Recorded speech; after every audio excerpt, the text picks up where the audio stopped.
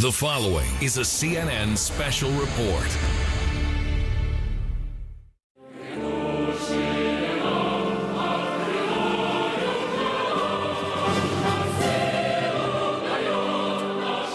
Winston Churchill famously said of Russia, "It is a riddle, wrapped in a mystery, inside an enigma." Prime Minister Churchill, meet Vladimir Putin. He is really very much of a leader. He's been a leader far more than our president has been a leader. He was a KGB agent. By definition, he doesn't have a soul. Vladimir Putin is a thug and a murderer and a killer. He's the richest man in the world. Hundreds of billions of dollars of wealth. What does he want from Donald Trump? Putin is going to eat him like a sandwich. He'd rather have a puppet as president. You're the puppet. Just how powerful is he? Putin has an untrammeled authority. Hoorah! I don't see any checks on his power. So powerful, he rigged the American election? Of course, Putin wanted Hillary Clinton to lose. He despised Hillary Clinton. Whom would you like better?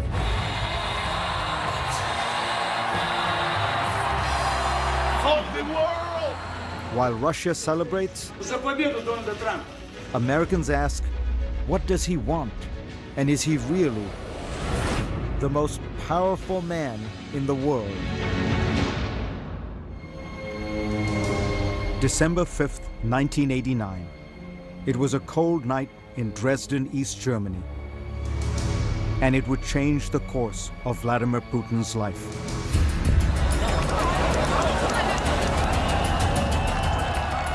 The Berlin Wall had just fallen.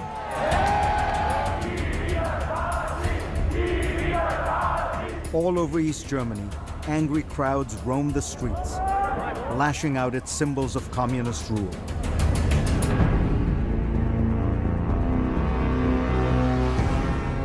That night in Dresden, they found a target. The local KGB headquarters. A mob surrounded the building.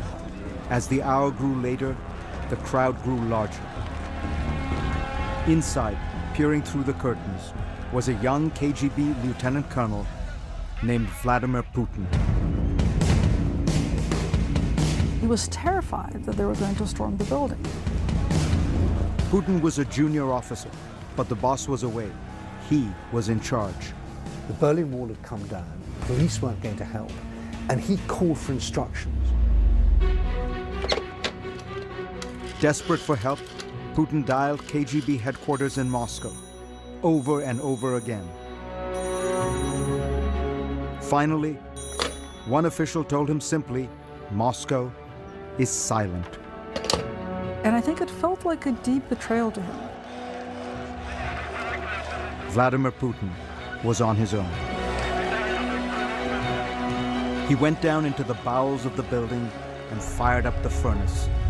He finds himself in the basement at a furnace shoveling documents as he hears demonstrations out on the street. They are burning the secret files so fast that the furnace is blowing up. Putin torched thousands of pages of KGB documents and secrets as the crowd closed in. With the fire still raging, Putin went outside and faced the mob. By himself. There are armed guards inside, he told them. They will shoot you. And he's able to bluff his way out of it and tell the crowd, don't try it here, you're going to get hurt. Putin's threat worked. The mob dispersed. This is the drama that stays with Putin all the time. The fear of popular uprising.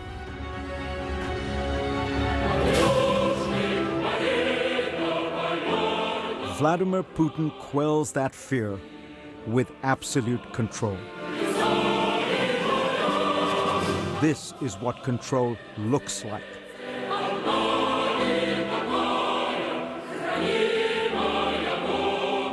In one of the world's busiest cities, the streets are emptied for Vladimir Putin's motorcade.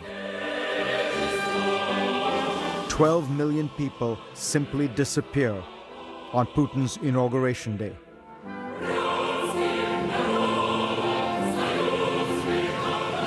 Vladimir Vladimirovich Putin.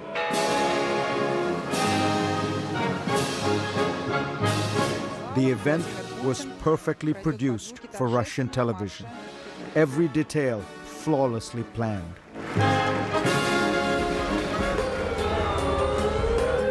Almost every detail. A few Russians did not follow the script. Literally a block away from his inauguration was a cafe called Jean-Jacques, where the opposition liked to gather and drink wine and drink coffee.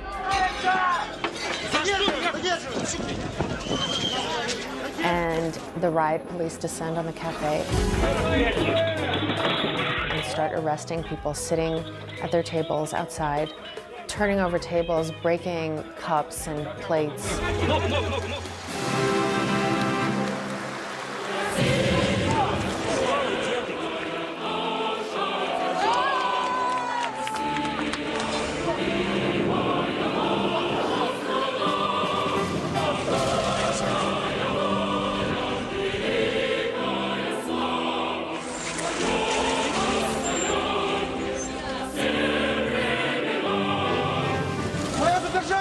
The crackdown was not shown on Russian television. For 94% of Russians, their main source of news is television. If it didn't happen on television, it didn't happen. Putin controls television. There is absolutely no critical words about Vladimir Putin on the Russian airwaves. None, not one word. Putin controls everything in Russia. Putin has an untrammeled authority. I don't see any checks on his power. Минуту молчания. He is able to make singular, rapid decisions. The absolutism there is unlike anything I've seen in Russia. All that power is propped up by an astonishing approval rating, over 80%. And that's according to American pollsters.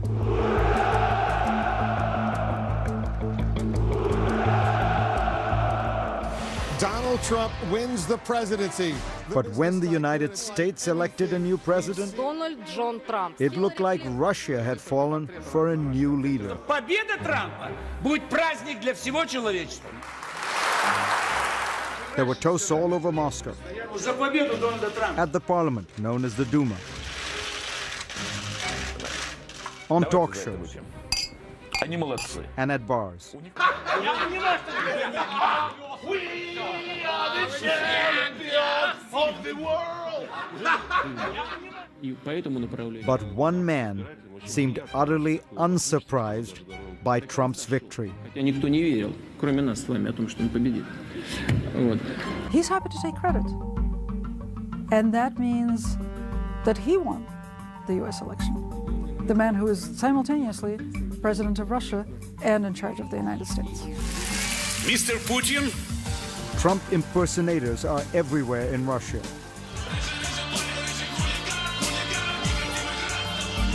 Я люблю Россию, но ты ничего не докажешь. You're fired, you're fired, you're fired. But it could be an American TV program that best describes the Putin-Trump relationship. I think Putin views Trump as an apprentice.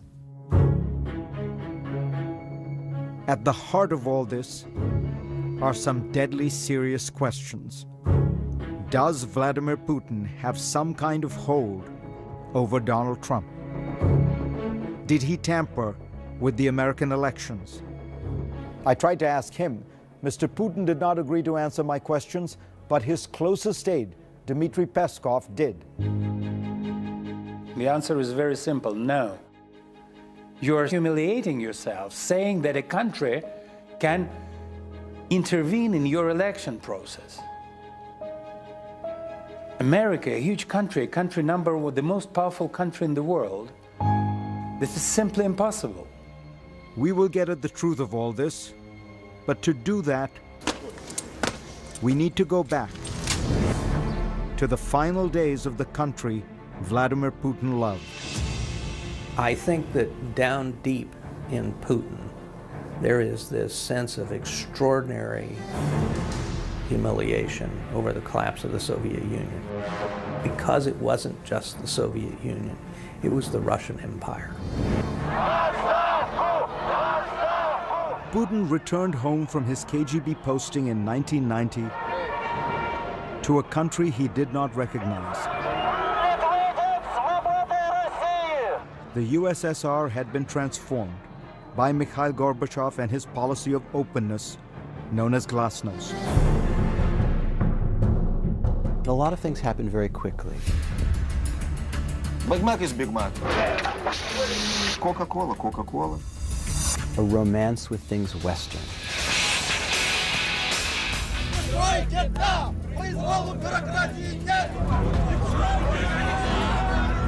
Freedom came fast, and it exposed the rot at the heart of Soviet communism.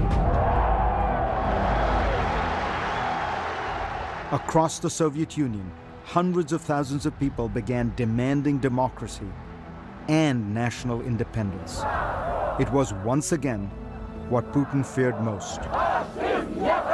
The people rising up.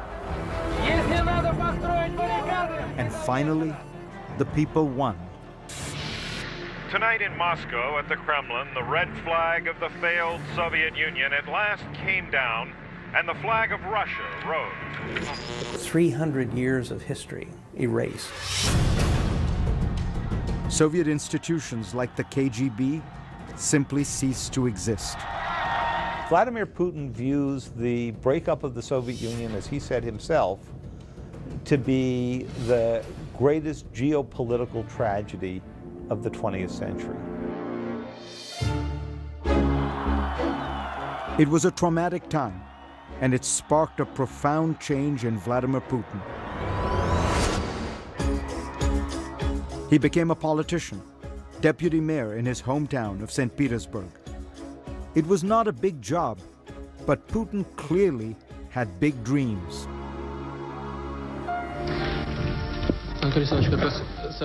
He commissioned this rarely seen documentary about himself. Presenting Vladimir Putin, the credits read, in power. Weirdly, the soundtrack is from the Broadway show Cats. The ambitious Putin may already have been looking toward Moscow because the Russian people were desperate for strong leadership. Under President Boris Yeltsin, the new democracy was a mess. The entire Soviet system, it just collapsed. The oligarchs, the men who profited on the spoils of communism, became fantastically rich. Mercedes-Benz is selling more of its top-line cars in Russia than in all the rest of Europe. But ordinary Russians were sinking into desperate poverty. There were dire food shortages, even starvation. I don't know how to feed my kids without milk. I just don't know what we're going to do. President Boris Yeltsin was in charge, but he seemed increasingly unstable.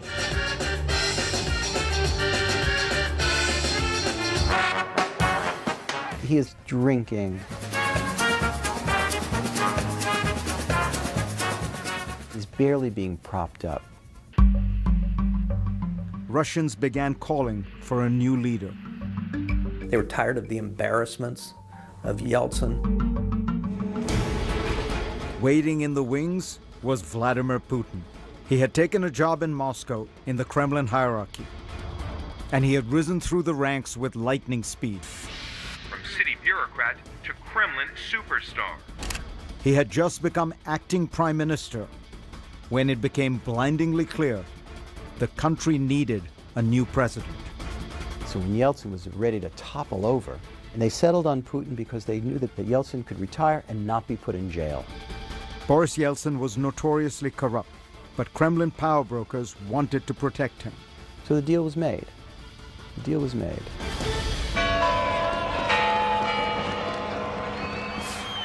December 31st, 1999. The surprise announcement from Boris Yeltsin that he is resigning as president and turning over power to his prime minister, Vladimir Putin. In the very first moments of the 21st century, Vladimir Putin became president of Russia.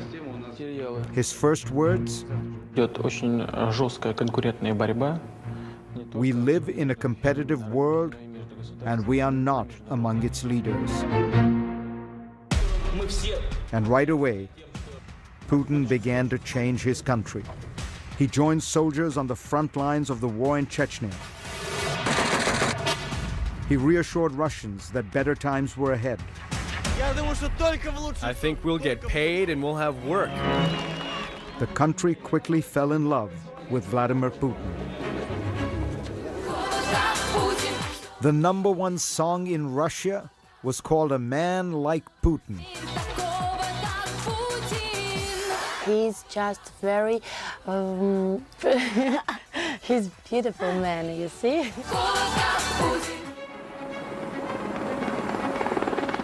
But the biggest surprise? America also loved Vladimir Putin.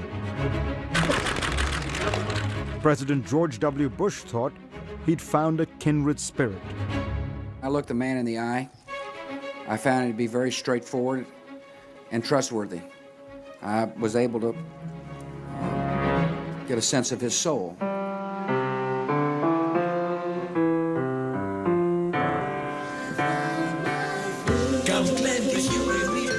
Even Hollywood fell for the new Russian president.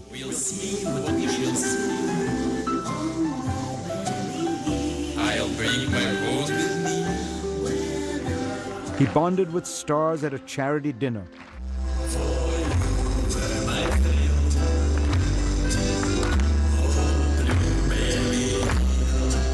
But the honeymoon would soon come to a crashing halt. He was a KGB agent. By definition, he doesn't have a soul. How are you? So glad to see you. Next, when Vladimir met Hillary. It's important to remember how much he despised Hillary Clinton.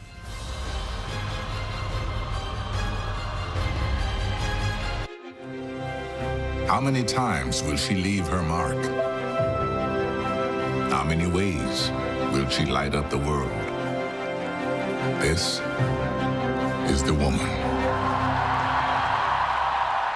At the heart of the hacking scandal that rocked the 2016 presidential election Ladies and gentlemen, was an old grudge. my mother, my hero, and our next president, Hillary Clinton.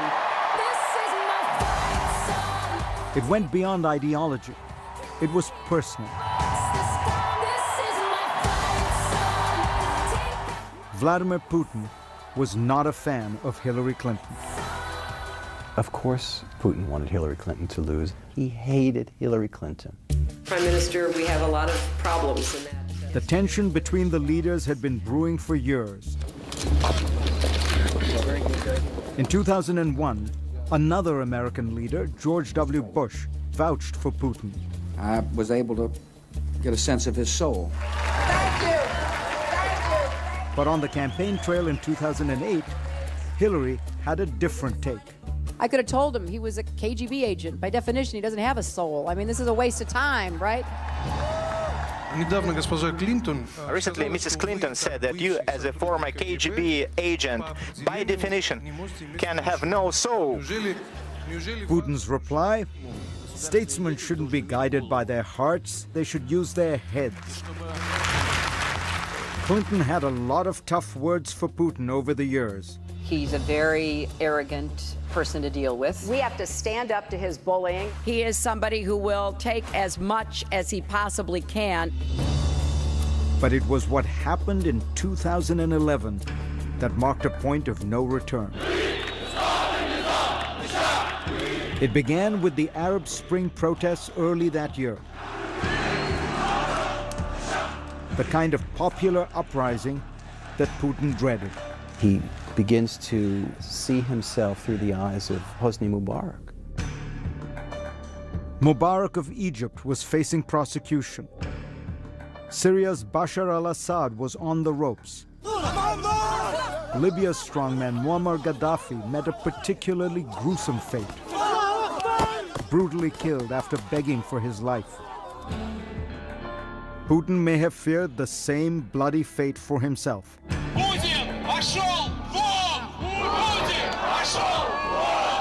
Just a few weeks later, rebellion arrived in Russia. Tens of thousands rallied in the streets of Moscow. The biggest protest there since the fall of the Soviet Union. People were hanging off lampposts, people were in the streets. It's really shocking. Putin was now living the same nightmare he had endured as a KGB officer in East Germany in 1989. This time in his own backyard. And he wasn't even president at the time. He was prime minister, having handed the presidency over to his associate, Dmitry Medvedev. As the winter went longer and longer and got colder and colder, the protests got bigger and bigger. As Putin saw people turning against him, Hillary Clinton weighed in.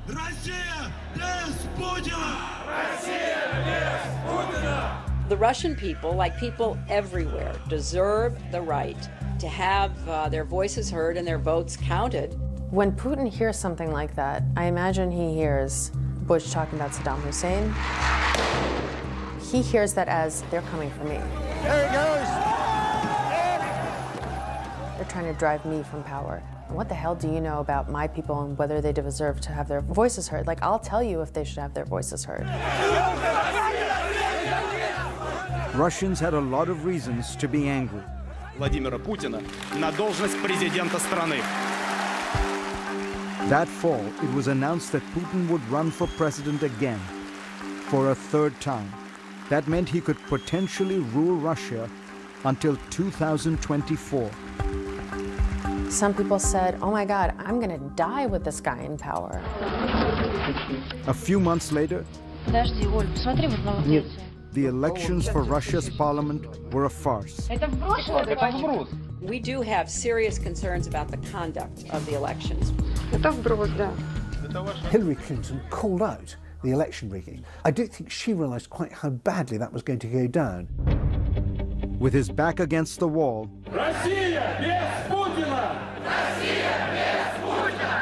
Putin turned the tables. He blamed the protests on Hillary Clinton, claiming that she was the one who incited them with her complaints about the election. There are growing restrictions on the exercise of fundamental rights. Quote unquote, she sent a signal. That was his words.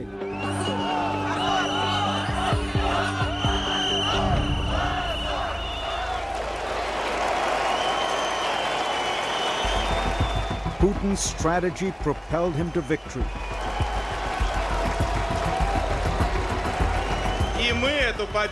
In March 2012, he won re-election handily,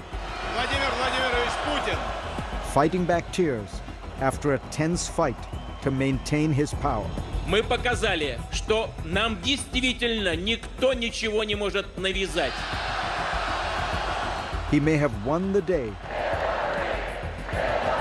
but Vladimir Putin never forgot about the woman who had kicked him when he was down. Do you think he'd resolved, you interfered with my elections, two can play this game? I think that that's the line of thinking that led him to the intervention. I mean, I'm totally convinced the Russians were meddling and intervening covertly.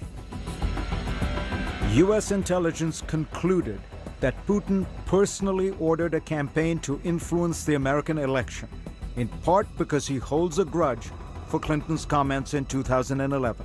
The other accusation... Putin has denied that Russia was hacking the Democrats. I don't know anything about that. You know how many hackers there are today? It's an extremely difficult thing to check. The Russians allegedly focused their attack on a particularly weak target: the Democratic National Committee.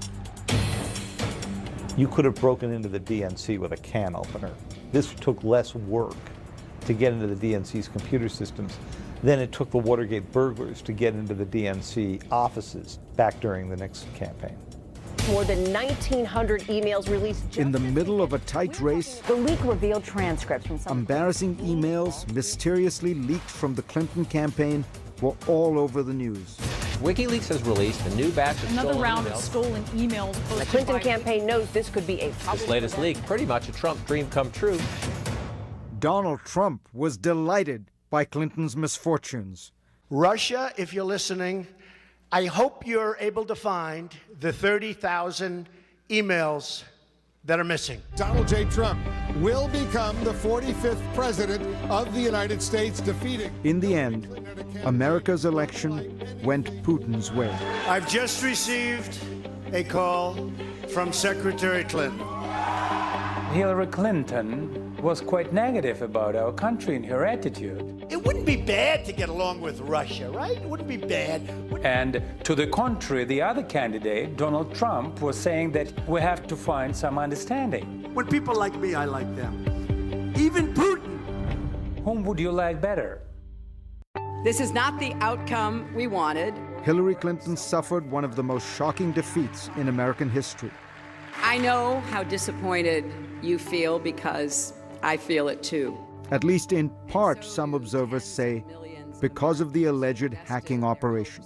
This is painful, and it will be for a long time. Putin had apparently avenged his old grudge. So help me God. Congratulations, Mr. President. And he may have achieved even more. The 45th President of the United States. If Donald Trump is in some way compromised, if the Russian government has something that it feels has on him in terms of leverage, that's a very serious thing. I don't suggest for a second that I have the answer to this question, but we can't just let this matter drop. Up next, a prominent Russian opposition figure has been shot and killed in... 4 of the shots hit him in the back. Right out in the open, just blocks from the Kremlin. The story Vladimir Putin might want the world to forget.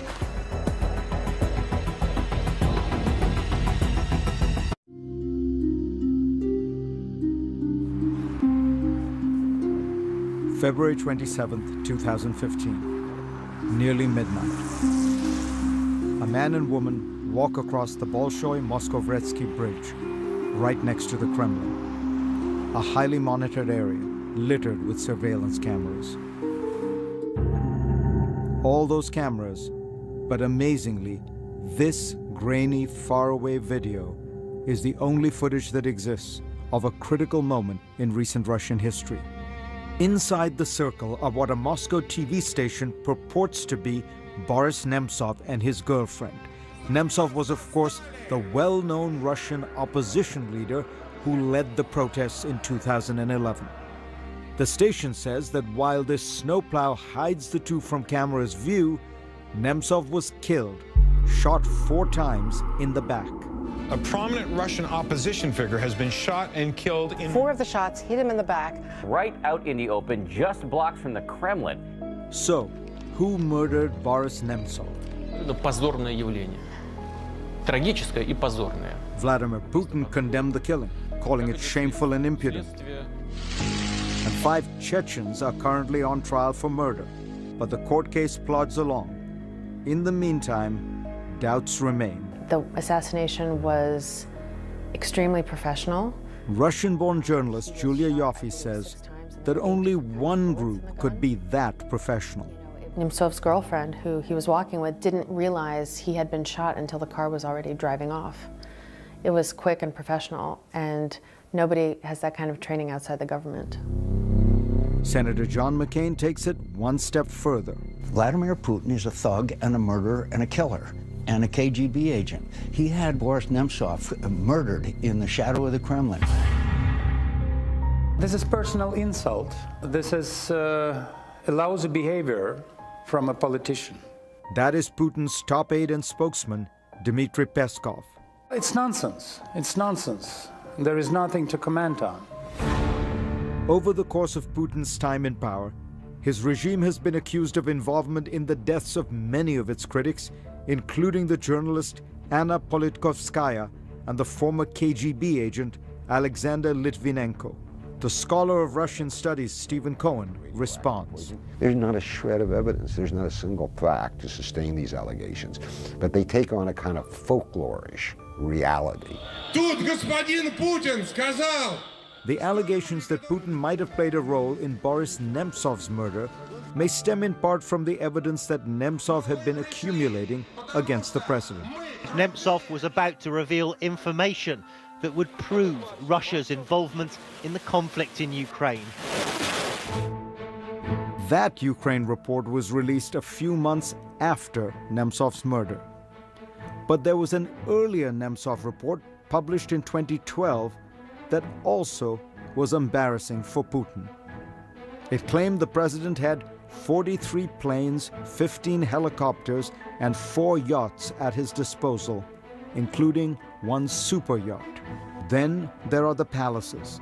Nemtsov's report says there were 20 presidential palaces available to Putin at any time. One of the palaces, known in the press simply as Putin's palace, was said to be worth $1 billion. This is not true. This is actually perverted commenting of reality. Putin's spokesman, Dmitry Peskov, says every world leader, especially the leader of a nuclear power like Russia or the United States, has access to state-owned homes and planes and helicopters that are safe and have secure communications. Of course, he uses these vehicles, this plane, these residences, but it's not his property.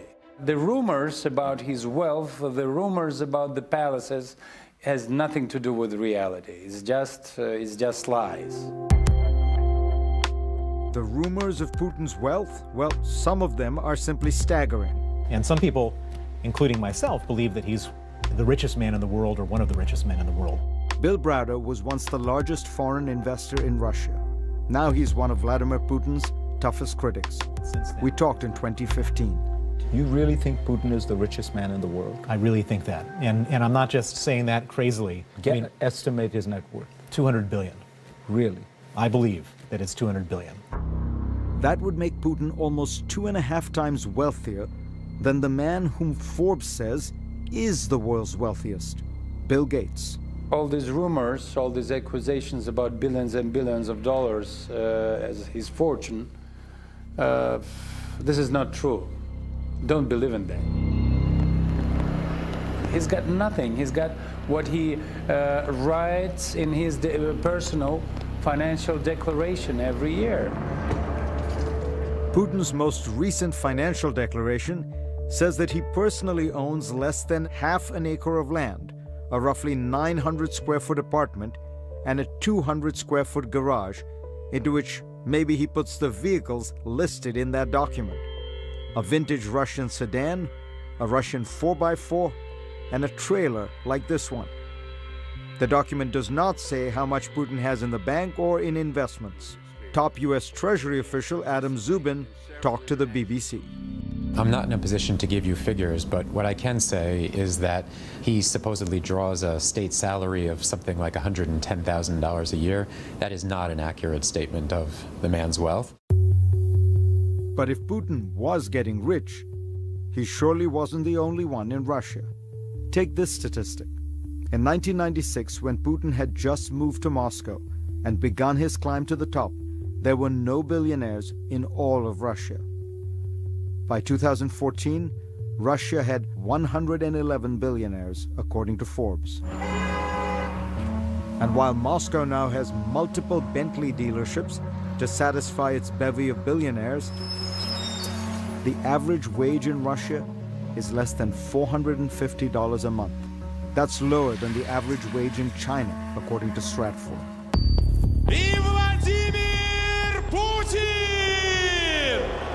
But despite all the allegations, despite all the accusations, the fact remains Vladimir Putin is remarkably popular in Russia. Why? We'll tell you when we come back.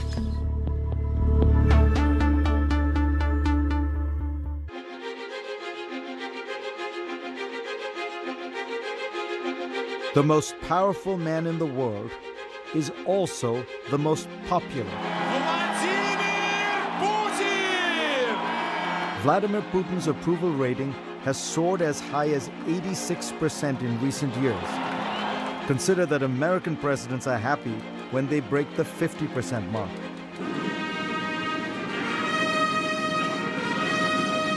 How has he done it? Partly, it's the cult of Putin. He has mastered the art of the manly photo op. He rides horseback bare-chested, finds ancient treasures underwater. He rides a submarine to the bottom of the Black Sea, flies planes, fights forest fires. There's something ridiculous about a middle-aged world leader riding around shirtless on a horse like Conan the Barbarian after a dozen donuts. Who thinks this looks good? Everything that we find ridiculous about Vladimir Putin is very appealing in a media universe that he controls absolutely. Perhaps the foundation of the Putin juggernaut is a political truism no matter where you live. It's the economy, stupid. After the chaotic years of Boris Yeltsin, Putin stepped in and stabilized the country. And he rode the wave of ever-rising oil prices, which in Russia's resource-rich economy translated into rising wages and soaring stock indices.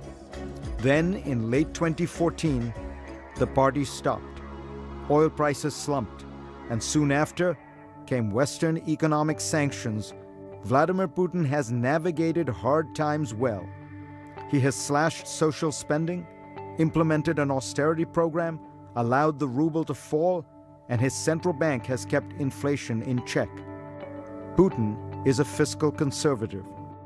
The outward seeming aspect of wealth looks closer to Dubai than it does to Moscow 30 years ago. It's just an amazing transformation.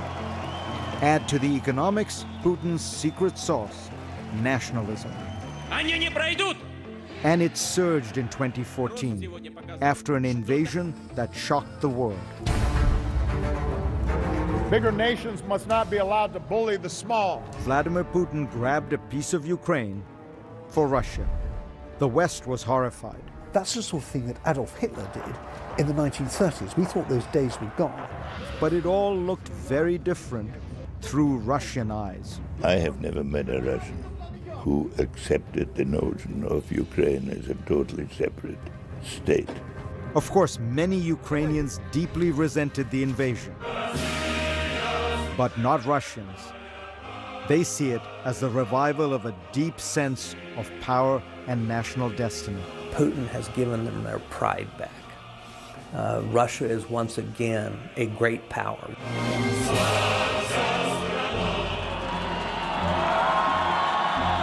Putinism is an ideology of social conservatism, of anti-Westernism, but above all, of national power.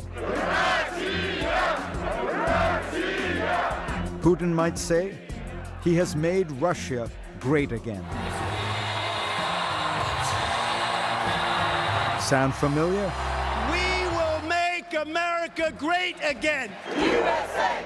USA! Like Putin, Trump has used nationalism to boost his support. But many believe that Donald Trump is no Vladimir Putin. Putin is a much more practiced, subtle, cunning player. He's playing, in poker terms, a couple of deuces at the highest level. He has reasserted Russia on the world stage from a position of relative weakness like nobody I can think of. That's an amazing feat of geopolitics. Finally, here are my thoughts on he whom we have called the most powerful man in the world.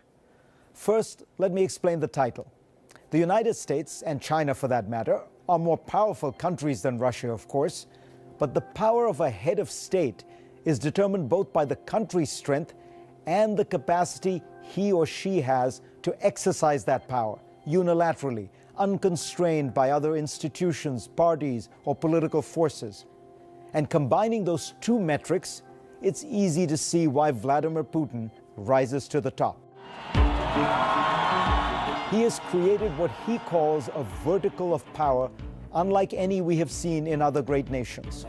As the Russian chess grandmaster Gary Kasparov has noted, himself a harsh critic of Putin, the entire structure of Russian political authority rests on one man. When the Tsar died, after all, you knew the process by which his successor, his son, would be elevated. When the General Secretary of the Soviet Communist Party died, the Standing Committee and the Politburo would select his successor.